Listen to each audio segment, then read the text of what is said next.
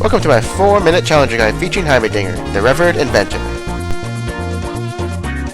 So for runes, I take the basic AP page, taking 15 AP, 12 armor, 13 magic resist, and 7.8 magic penetration.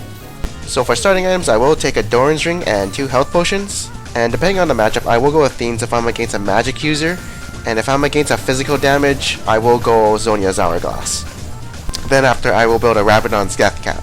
And the late game comes, I will start building a Void Staff, and then I will actually build a Banner of Command, since it does synergy with your turrets, or a Banshee's Veil if they have like Assassin, like LeBlanc, or something like that.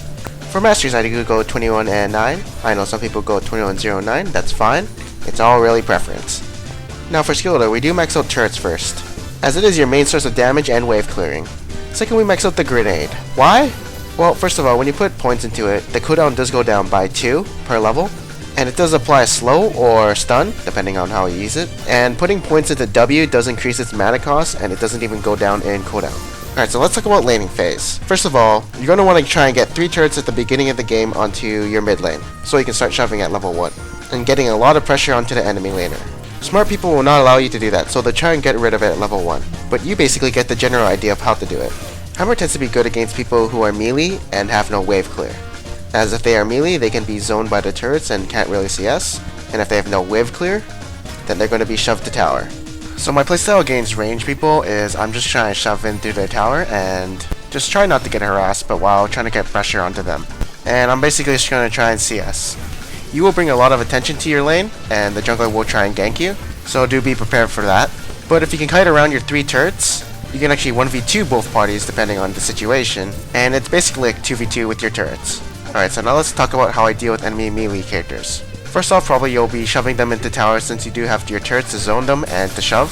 And second off, if they do ever want to trade, remember they gotta be melee to trade, so you can use your ultimate and put that down to do some super duper harass, and just keep popping your turrets down and just try to dodge their skill shots or whatever they have so you don't get hit by it. Sometimes if I ever can get in melee range with the enemy, by say if I ever land my stun, then I will try and get aggressive, get as close as I can with him, and use my ultimate and activate the turret. And no one in the game can actually out-trade his turret, so the enemy's going to try and retreat. But yeah, basically if I ever see someone in melee range of me, I will activate my ultimate and put down that turret, and if that enemy doesn't have any escapes, he's going to take a lot of damage. He's going to either be dead or he's going to be half chunked, and we can take an objective after that. In every team fight, your goal is to just put down your ultimate turret. You've basically done your job, and basically that thing will just kill everything in sight.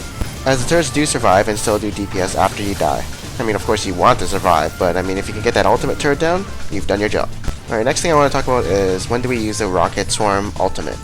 The only time I think I will use it is when I think I can get a kill. Otherwise, it is a really unreliable skill, as it is a skill shot and the rockets are a bit weird to position. The next thing I want to talk about is the ultimate grenade. I will actually never use this ultimate because it doesn't do any damage, and the only use of it is for stunning or slowing multiple people in a larger radius. Support Heimerdinger might find it useful, but you never will. So in team fights with Heimerdinger, you want to put your ultimate wherever everyone is going to be diving and fighting. Then you're just going to sit back and toss out your spells like Ziggs, and just keep putting down turrets wherever the enemy is.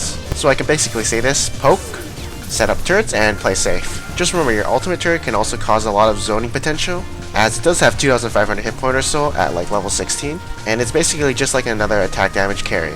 So in this team fight, I use it to separate the AD carries from their tanks, and we picked off the people in front. Now let's go over some tips and tricks for Heimerdinger. So did you know that Heimerdinger has one of the fastest baronings in the game, as his 3 turrets will constantly keep doing DPS, while his mega turret will just be doing so much DPS that it will just shred the Baron in mere seconds. So if you have Heimerdinger and a tanky jungler, you can 2-man it, no problemo. Hey, thank you for watching my first middle lane guide. I would love to have your feedback on what I can improve on or what you didn't like, and if you're not a fan of my middle lane guides, check out my jungle guides with Pantheon and Wukong right up there. I am Luigi Dragon aka Panzer Dragon. I will see you guys next time.